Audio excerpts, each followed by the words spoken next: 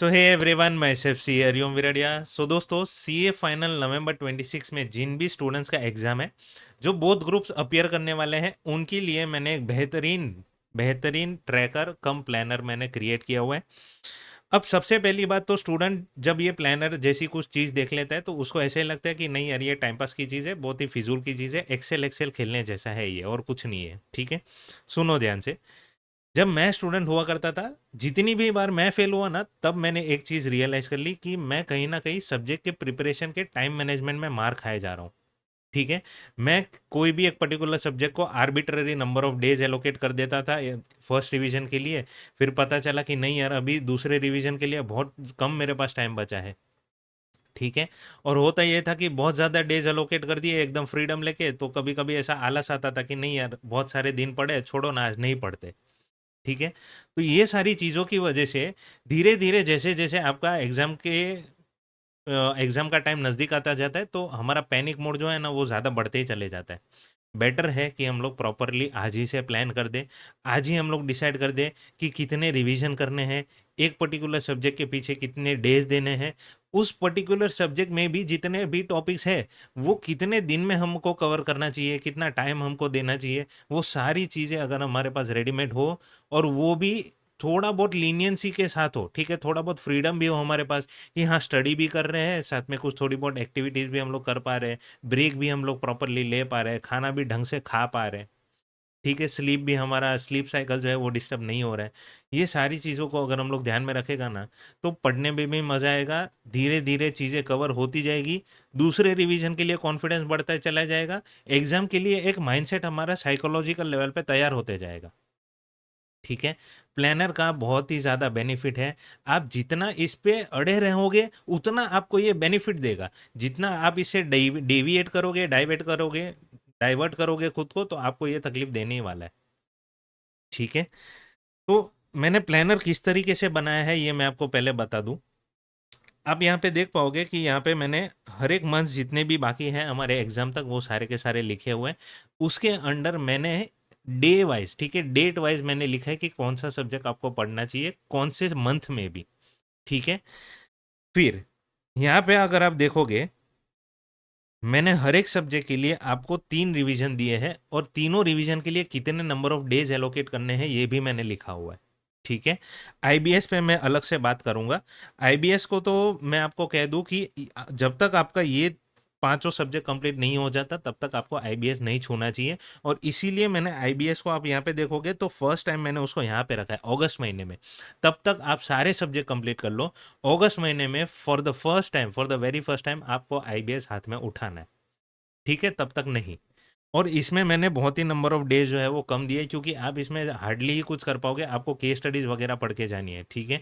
Law और एससीएमपी का मैं बात करूँ तो वो ऑलरेडी आप जब एसपीएम के एग्ज़ाम दिए हो तब आप पढ़ चुके होगे। बाकी सारे सब्जेक्ट आप उसके पहले ऑलरेडी ये प्लानर के अंडर हैंडल कर रहे हो, ठीक है? फिर डायरेक्टली आपको एग्ज़ाम के पहले जो लास्ट रिवीजन आप करते हो, यहाँ पे मैंने 2 डेज़ दिया है इसको, ठीक है? अगर आपको ऐसा फ़ील हो रहा है कि नहीं, इससे भी ज़्यादा थोड़ा डेज़ देना है हमको, तो मैक्सिमम मैं कहूँगा आप इसमें और 2 दिन दे सकते हो, बट प्रोवाइडेड फिर आपको दूसरे कई सब्जेक्ट में कट शॉर्ट कुछ करना पड़ सकता है, ठीक है? मेरा पर्सनल ओपिनियन ये है कि 6 दिन बहुत इनफ है, ओके? अब मैं एक-एक चीज़ पे आऊँगा। ये तो आपने देख लिया कि मैंने कैसे मंथ वाइज हर एक डेट के लिए कौन सा सब्जेक्ट आपको पढ़ना है, वो मैंने प्रॉपर चंक क्लस्टर आपको क्रिएट करके दिया है, ठीक है? ये तो नॉर्मल सी बात है। ऐसा नहीं है कि मैंने सिर्फ आपको नंबर ऑफ डेज दे दिए हैं, ठीक है? मैंने यहाँ पे आप अगर देखोगे तो हर एक सब्जेक्ट के लिए ना, मैंने आपको यहाँ पे प्रॉपरली प्लान क्रिएट करके दिया हुआ है। टॉपिक वाइज कौन से डे को आपको वो खत्म करना है, वो भी मैंने आपको लिख के दिया है यहाँ पे, ठीक है? मेरे से कई सारे स्टूडेंट ने बोला कि सर, हमसे एक ऐसा प्लानर फॉलो नहीं होता जिसमें हम सिर्फ बोल देते कि एफआर का फर्स्ट रिवीजन 12-15 दिन में, नेक्स्ट रिवीजन उसका 10 दिन में, और उसका थर्ड रिवीजन जो होगा वो 6 दिन में। बट कैसे एक एक टॉपिक के ऊपर हमको कितना टाइम देना है, कैसे कंप्लीट किया जाए, वो भी तो देखना पड़ेगा, ठीक है? तो मैंने हर एक सब्जेक्ट के लिए, पांचों सब्जेक्ट के लिए यहाँ पे मैंने लिखा हुआ है, हर एक डे को आपको कौन सा टॉपिक उठाना है, वो मैंने यहाँ पे प्रॉपरली एक एक चीज को लिखा हुआ है। ठीक है? और ऐसे ही नहीं कि बस लिख दिया कि हाँ, ये 4 टॉपिक को एक पर्टिकुलर डे में कवर कर लेना। टाइम का भी ध्यान रखा हुआ है। जैसे कि मैं आपको एक एग्ज़ाम्पल दूँ, यहाँ पे अगर आप फ़िल्टर करोगे ना कि एफआर का पहला जो दिन है, ठीक है? यहाँ पे जो लिखा है मैंने, ये नंबर ऑफ डेज़ नहीं है, ये डे है कि आपको कितने दिन में कवर करना है, ठीक है? तो 1 दिन में ये सारे टॉपिक्स कवर करने हैं, ठीक है? अब यहाँ पे आप देखो, प्रॉपर्टी, प्लांट, इक्विपमेंट ये अच्छा खासा इंड है ऐसे, ठीक है? बहुत बड़ा इंड है ऐसे, तो इसमें 6 घंटे तो लगने ही वाले। बट उसके सामने मैंने जो दूसरे इंडेस दिए हैं, वो ऐसा नहीं कि वो भी बड़े हैं, ठीक है? आप ज़्यादा से ज़्यादा स्टार्टिंग में सिर्फ 12 घंटे ही पढ़ पाओगे। तो उस चीज़ का भी मैंने ध्यान रखा है कि आपको बोर्डम फील ना हो या फिर पैनिक क्रिएट ना हो एक चीज़ का। और डे एंड पे आप जब पढ़ रहे हो तो आपके पास थोड़ा-सा रिवीजन टाइम भी होना चाहिए कि आज जितना मैंने कवर किया है, उसको एक बार थोड़ा-सा एट अ ग्लांस में देख लूँ बस, पन्ने घुमाने का काम बस, ठीक है? तो अब यहाँ पे देखो उसके सामने मैंने जो तीसरे 3 इंडेक्स जो दिए हैं, वो छोटे-छोटे इवेंट्स आफ्टर रिपोर्टिंग पीरियड 1 से डेढ़ घंटा मैक्सिमम लगता है इसमें, ठीक है? फिर इन्वेंटरीज़ बहुत ही छोटा इंडेक्स, ठीक? फिर एग्रीकल्चर ये भी, तो हार्डली आपका टोटल नंबर ऑफ आवर्स एक पर्टिकुलर दिन में जो है वो 12 से साढ़े 12 घंटे तक ही जाएगा। तो बाकी का टाइम आपके पास है, आप उसको यूज़ कर सकते हो, थोड़ा बहुत ब्रेक ले सकते हो, खाना ढंग से खा सकते हैं, नींद अच्छे से प्रॉपर्ली पूरी कर सकते हैं। ये सब चीज़ का मैंने एक-एक पर्टिकुलर डे पे ध्यान रखा हुआ है, ठीक है? और ऐसा हर एक सब्जेक्ट में मैंने फॉलो किया है ताकि आपको कहीं पे भी across entire CA final preparation आपको ऐसा लगे कि हाँ यार, हमारा बस एक काम है, सुबह उठो, पढ़ो, ढंग से खाना खाओ, स्लीप ले लो, लास्ट टाइम सोने से पहले एक बार रिवीजन कर लो, ब्रेक ले लो कहीं थोड़ा-सा बाहर जाना है तो, सब चीज़ों का मैंने ध्यान रखा हुआ है यहाँ पे। ठीक है? एफआर का पूरा प्लानर है। यहाँ पे बस मैं आपको ये कहना चाहूँगा रिवीजन 3 में मैंने कुछ भी नहीं लिखा है। क्यों सर, क्यों नहीं लिखा? बेटा इसीलिए क्योंकि ये जो है जो एफआर का लास्ट रिवीजन जो है ये आपको एग्ज़ैक्टली एग्ज़ाम के पहले करना है। यहाँ पे देखो 5 दिन मैंने इसको दिए हैं। ठीक है? लास्ट 5 दिन आपको पूरा एफआर के लिए देना है। बट सर हम लोग ने इसके पहले वाला जो रिवीजन किया होगा और ये वाले रिवीजन में बहुत ज़्यादा टाइम गैप होगा तो हमको याद कैसे रहेगा? इसीलिए मैंने ये सब्जेक्ट का प्लेसमेंट जो है ना एग्ज़ैक्टली उसके प्रीवियस मंथ के एंड पे ही रखा है।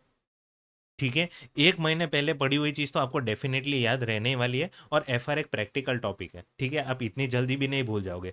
तो सब्जेक्ट का प्लेसमेंट, हर एक सब्जेक्ट का placement with respect to proximity to exams उस चीज़ का भी मैंने ध्यान रखा हुआ है, ठीक है? फिर मैं आता हूँ आईबीएस का तो मैंने आपको बता दिया, ठीक है? हर एक चीज़ के लिए मैंने प्रॉपर्ली टाइम एलोकेट किया है ये सोच के कि स्टूडेंट को इसमें कितना टाइम जा सकता है, ठीक है? वो भी चीज़ लीनियंसी, टाइम का फ्रीडम सब कुछ मैंने उसमें डाला हुआ है, ठीक है? फिर मैं आता हूँ ओके, डायरेक्ट टेक्स्ट पे। डायरेक्ट टेक्स्ट में कैसा है दोस्तों कि अदर सब्जेक्ट्स का मैं पहले तो कहूँ कि सारे ये जो सब्जेक्ट्स है एक्सेप्ट डीटी, ठीक है? उसका तो प्रॉपर मेरे को टॉपिक जो है वो इंस्टीट्यूट से मैंने उठा लिया। बट डीटी एक ऐसा सब्जेक्ट है जिसमें अगर आप कोई ऑथर का बुक रेफ़र कर रहे हो तो उसमें जो टॉपिक्स होते हैं वो कुछ अलग-अलग हो सकते हैं, ठीक है? एक पर्टिकुलर ऑथर एक पर्टिकुलर कॉन्सेप्ट को किसी और के साथ च जोड़ के वो पढ़ा रहा होगा तो वो अलग बात है, ठीक है? ये जो मैंने यूज़ किया है, ये जब मैं स्टूडेंट था तब मेरे पास जो टॉपिक्स का लिस्ट था, उस हिसाब से मैंने आपको ये टाइम टेबल बना के दिया है, ठीक है? बट अगर एक ऐसे ऑथर का बुक रेफ़र कर रहे हो जो ये प्लानर से मैच नहीं करता, तो अकॉर्डिंगली आप इसको मॉडिफ़ाई कर देना थोड़ा बहुत, ठीक है? कंप्लीटली फ्लेक्सिबल प्लानर है, आपको जो भी मॉडिफ़िकेशन करना है आप बिंदास कर सकते हो। अगर आपको ऐसा भी फ़ील हो रहा है कि नहीं सर हमको एक पर्टिकुलर टॉपिक इसके साथ नहीं पढ़ना है, दूसरा कोई पढ़ना है, तो ठीक है जोड़ दो उधर। और जो वहाँ पे आपको नहीं पढ़ना था उसको निकाल के दूसरे दिन में ले लो, ठीक है? बिल्कुल ही फ्लेक्सिबिलिटी के साथ आप ये प्लानर को फ़ॉलो कर सकते हो। बस एक चीज़ का फ्लेक्सिबिलिटी नहीं होगा, वो ये कि आप कभी भी किसी भी पर्टिकुलर डे को पढ़ना अवॉइड नहीं कर सकते, आपको पढ़ना ही है। हमको सीए बनना है, हमने डिसाइड किया ही था सीए करने के लिए ज कि सीए बनना है हमको, ठीक है? तो पढ़ने में आलस कैसे रखना है फिर? हाँ, बोर्डम फ़ील हो सकता है, तो उस चीज़ का भी मैंने ध्यान रखा है। मैंने आपको अभी-अभी बताया कि ऐसा हो सकता है कि 2 डिफ़िकल्ट टॉपिक्स को साथ में करें तो बोरिंग फ़ील हो जाएगा हमको, इसीलिए मैंने प्रॉपरली इसको चीज़ों को एक के साथ एक क्लब किया हुआ है, ठीक है? अगर आप देखोगे यहाँ पे इनकम टैक्स में पीजीबीपी का टॉपिक बहुत ही बड़ा होता है, ठीक है? उसको मैंने प्रॉपरली 2 दिन दिए हैं। एक दिन आप पूरा का पूरा पीजीबीपी पढ़ लो, दूसरे दिन उसके सारे क्वेश्चन कर लो, खत्म। 1 दिन नहीं दिए हैं मैंने। ठीक है? प्रॉपरली टाइम मैनेजमेंट का मैंने ध्यान रखा हुआ है, ये मैं बार-बार इस पे जानबूझ के ये ऐसा भार दे के बोल रहा हूँ, ठीक है?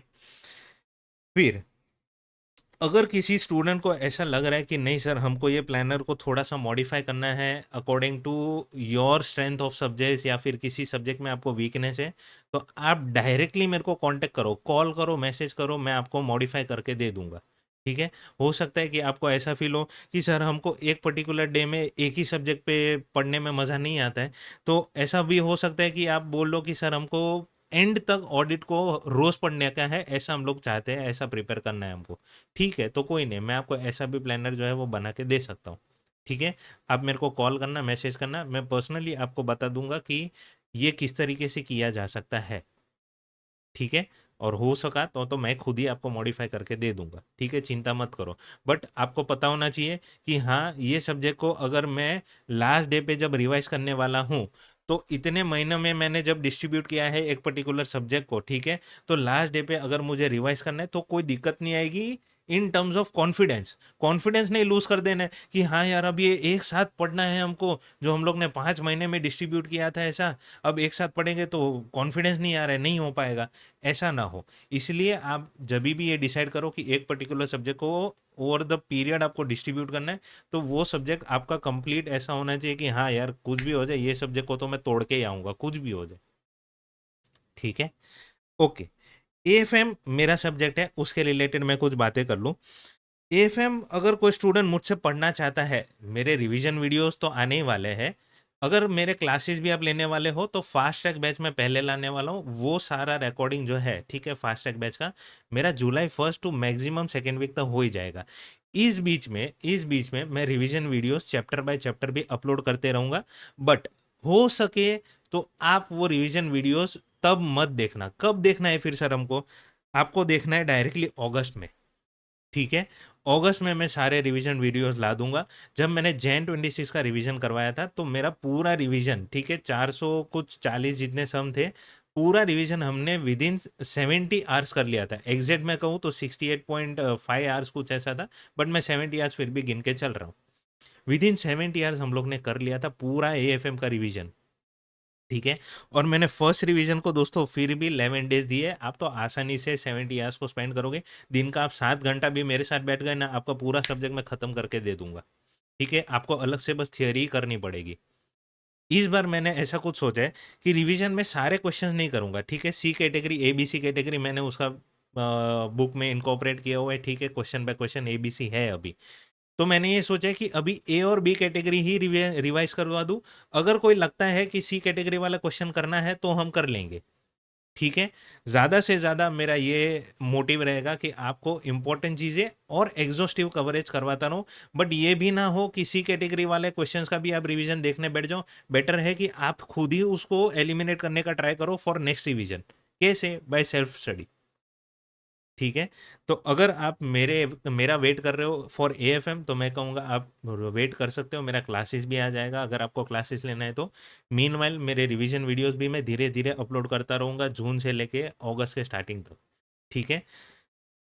ओके। लास्ट बात, अगर आपका कभी भी बैकलॉग क्रिएट होता है दोस्तों, ठीक है? अगर आपका कभी भी बैकलॉग क्रिएट होता है, यहाँ पे आपको देख रहा होगा अभी कि अगर मैं यहाँ पे -1 कर दूँ,